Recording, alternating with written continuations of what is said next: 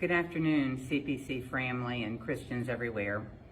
During this mighty time, I'm saddened not to be able to see all of your sweet faces and to be able to share with you tonight our tradition of a Southern Seder dinner on this Maundy Thursday, the day commemorating the Last Supper of our Christ that he shared with his apostles.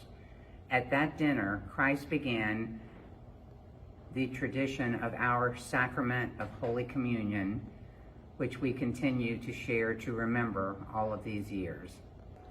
People in the Jewish faith join together for Passover, at least in times of no social distancing, for a Seder dinner and to celebrate Passover, the festival of Matzah, which commemorates the liberation of the Jewish people from their enslavement in Egypt more than 3,000 years ago. This holiday is one of the oldest continuously celebrated holidays in the world's culture. Parts of this Seder are over 2,500 years old. This is one of the few holidays actually mentioned in the Torah, which are the 5 books of Moses, or the first 5 books of the Old Testament of our Bible. There are many differing opinions as to whether the Last Supper was indeed an actual Seder, but for our purposes on this Maundy Thursday, we will assume so. The first element, a roasted shank bone of a lamb, reminds us of the 10th plague in Egypt, when all firstborn Egyptians were killed. The Israelites marked the doorpost of their homes with the blood of a lamb as a signal that death should pass over them. The shank bone is sometimes called the paschal lamb, with paschal meaning he, as in God, skipped over the houses of Israel. The shank bone also reminds us of the sacrificial lamb that was killed and eaten during the days when the temple stood. There are several interpretations of the symbolism of the roasted egg.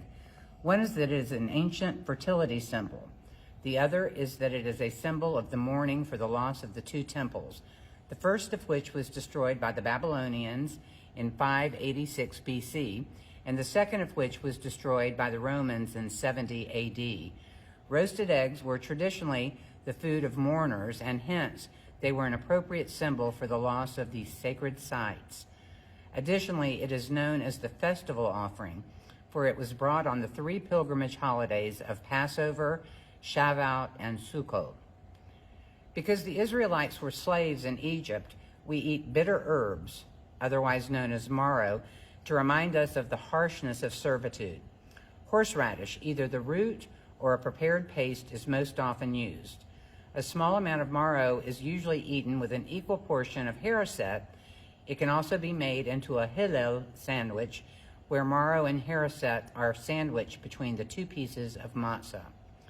The element of parsley, symbolizing springtime, is dipped in the salt water to remind us of the tears of the Jewish slaves during the years of slavery, and a reminder for other years when Jews were persecuted for their religion.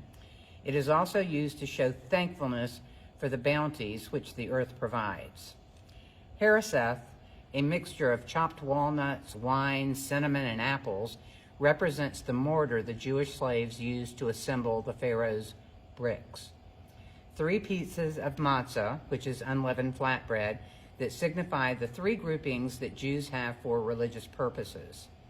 And finally, the 4 cups of wine signify God's promise of liberation in the Bible.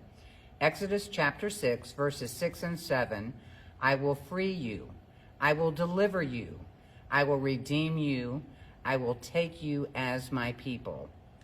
The 5th cup, Elijah's cup, remains on the table, as it is a tradition that the prophet Elijah, the forerunner to the Messiah, visits every Jewish household on Passover. For many years here at Community Presbyterian, we have celebrated what we call the Southern Seder, taking elements from the Jewish Seder feast. However, in our particular case, in lieu of the lamb shank, we do chicken wings, which are a clean bone according to Jewish traditions. In place of the roasted egg, we serve deviled eggs. For the bitter herbs, we do Caesar salad. We either have Waldorf salad in place of the haricot, or scalloped apples, and then have biscuits with apple strudel for dessert. We hope you'll join us again this evening, either through Facebook Live or through the YouTube channel for our Monday, Thursday service. God bless you all, and I miss seeing your faces.